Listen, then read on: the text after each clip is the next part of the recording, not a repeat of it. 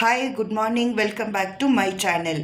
இன்றைக்கி மார்னிங் பிரேக்ஃபாஸ்ட்டுக்கு தோசை, பெங்களூர் ஹோட்டல் ஸ்டைலில் கிழங்கு பல்லியா, கூடவே பொட்டுக்கடலை சட்னி தான் செஞ்சுக்கிறது.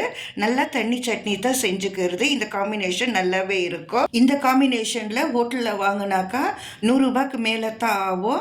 ஆனாக்கா தாராளமாகவே நம்ம வீட்டில் செஞ்சு ஒரு 3லேருந்து 4 பேருக்குள்ளே சாப்பிட்லாம். பசங்களுக்கெல்லாம் இன்றைக்கி காலேஜ் லேட்டாக போகிறேன்னு சொன்னாங்க. அதனால எனக்கு ரொம்ப டைம் இருந்த தொட்டு நிதானமாக இதெல்லாம் செஞ்சேன். இல்லைன்னா டிஃபின் கட்டுறதா இருந்துச்சுனாக்கா இவ்வளோ பொறுமையாலாம் நம்ம செய்ய முடியாது. அதனால நான் எப்படி கிழங்கு பல்லியா பண்ணுறதுன்ட்டு வீடியோவாகவே நான் அப்லோட் பண்ணிட்டேன். ஆனால் ரொம்ப டேஸ்டியாகவே இருந்துச்சு.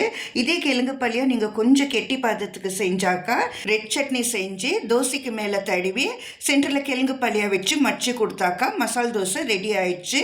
பொட்டுக்கடலையோ வேர்க்கடலை போட்டு நல்லா தண்ணியாக இந்த மாதிரி சட்னி செஞ்சு சாப்பிட்டாக்கா ரொம்ப நல்லாவே இருக்கும். இப்போ கிழங்கு பல்லியா எப்படி செய்யலான்ட்டு பார்த்துக்கலாம். கடாய் நல்லா ஹீட் ஆனியனும் 2லேருந்து 3 டேபிள் ஸ்பூனு எண்ணெயை ஊற்றிக்கலாம். எண்ணெய் நல்லா காஞ்சிட்ட பிறகு 1 டீஸ்பூனு கடலைப்பருப்பு, 1 டீஸ்பூனு உளுத்தம் பருப்பு, 1/2 டீஸ்பூனு கடுகு, 1/2 டீஸ்பூனு சீரகம். கடுகு நல்லா வெஞ்சு வந்தனையும் 1 மீடியம் சைஸு வெங்காயம் சேர்த்துக்கலாம். கொஞ்சமாக கருவேப்பிலை, ஒரு 3லேருந்து 4 பச்சை மிளகா குட்டி குட்டியாக கட் பண்ணி அதுவும் சேர்த்துட்ட பிறகு வெங்காயம் கண்ணாடி பதத்துக்கு வந்தனையும் 1/2 டீஸ்பூனு மஞ்சள் தூள் சேர்த்துக்கலாம். 1 தக்காளி நல்லா குட்டி குட்டியாக கட் பண்ணி போட்டுக்கலாம். நான் பெங்களூர் தக்காளி தான் எடுத்துன்னுக்கிறது, ஏன்னா அது புளிப்பு கொடுக்காது நம்மளுக்கு. இப்போ தக்காளி வேவுறதுக்கோசரம் கொஞ்சமாக நான் உப்பு சேர்த்துக்கிறேன். உப்பு சேர்த்துட்டு நம்ம மூடி போட்டு ஸ்லோ ஃப்ளேமில் நல்லா வெந்து வர்ணமாக இருக்குது. ஏற்கனவே நான் ப்ரெஷர் குக்கரில் ஒரு 1/4 kg அளவு கிழங்கு நல்லா கழுவி 2 பீஸாக கட் பண்ணி தேவையாக இருக்கிற அளவு தண்ணி கொஞ்சமாக உப்பு போட்டு ஒரு 4-5 விசில் விட்டு நான் எடுத்துக்கிறேன்.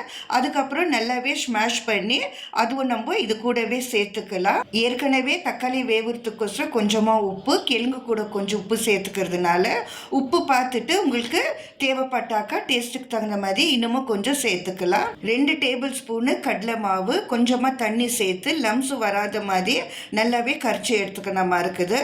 அதுவும் இதில் சேர்த்துக்கணும். அதே அளவு இன்னும் கொஞ்சம் தண்ணியை நம்ம ஊற்றிட்டு நல்லா ஒரு வாட்டி மிக்ஸ் பண்ணிவிட்டு ஸ்லோ ஃப்ளேமில் ஒரு 5 நிமிஷத்துக்கு அந்த பச்சை வாசனை போகிற வரைக்கும் வச்சு எடுத்துக்கலாம்.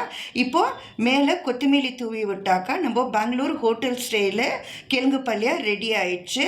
தோசை, பூரி, சப்பாத்திக்கு நல்லாவே இருக்கும். நீங்கள் வீட்டில் ட்ரை பண்ணி பார்த்துட்டு நல்லா இருந்துச்சுன்னா ஃப்ரெண்ட்ஸ் அண்ட் ஃபேமிலிக்கு ஷேர் பண்ணி ஒரு லைக்கை கொடுங்க. புதுசாக பார்க்குறவங்க பெங்களூர் தமிழச்சி ஹோம் மேக்கருக்கு சப்ஸ்கிரைப் பண்ணிக்கோங்க.